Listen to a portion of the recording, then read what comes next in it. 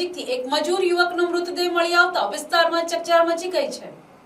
મૃતકની ઓળખ બબલુ તરીકે થઈ છે, જે મૂળ મધ્યપ્રદેશ રાજ્યના જાબુઆ જિલ્લાના ગ્રામ્ય વિસ્તારનો રહેવાસી હતો। મળતી માહિતી મુજબ બબલુ ગત રાત્રે આશરે 8:30 વાગ્યા સુધી સંપર્કમાં હતો।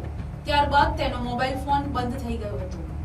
પરિવારજનો દ્વારા રાત્રિ દરમિયાન તેની શોધખોળ કરવામાં આવી હતી, પરંતુ તેનો કોઈ પત્તો લાગ્યો ન હતો। આજે સવારે આશરે 8 વાગ્યાના સુમારે કોલસાના ગોડાઉન નજીક આવેલા નાળામાંથી તેનો મૃતદેહ જોવા મળ્યો હતો। મૃતકની પત્નીએ કપડાના આધારે પોતાના પતિ તરીકે તેની ઓળખ કરી હતી અને તાત્કાલિક પરિવારજનોને જાણ કરી હતી। ઘટનાની જાણ થતા વેસમા આઉટપોસ્ટના police sub inspector MA Mod સહિતનો સ્ટાફ સ્થળ પર પહોંચી ગયો હતો।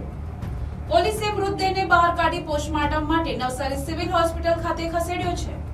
પ્રાથમિક માહિતી અનુસાર મૃતક કોલસાના ગોડાઉનમાં મજૂરી કામ કરતો હતો અને દારૂનું સેવન કરતો હોવાનું પણ જાણવા મળ્યું છે। જો કે મૃત્યુનું ચોક્કસ કારણ હજી સુધી સ્પષ્ટ થયું નથી। હાલ પોલીસ દ્વારા આ મામલે અકસ્માત, આત્મહત્યા કે અન્ય કોઈ કારણ અંગે ઊંડાણપૂર્વક તપાસ હાથ ધરવામાં આવી છે। વધુ માહિતી પોસ્ટમોર્ટમ રિપોર્ટ અને પોલીસ તપાસ બાદ સામે આવશે।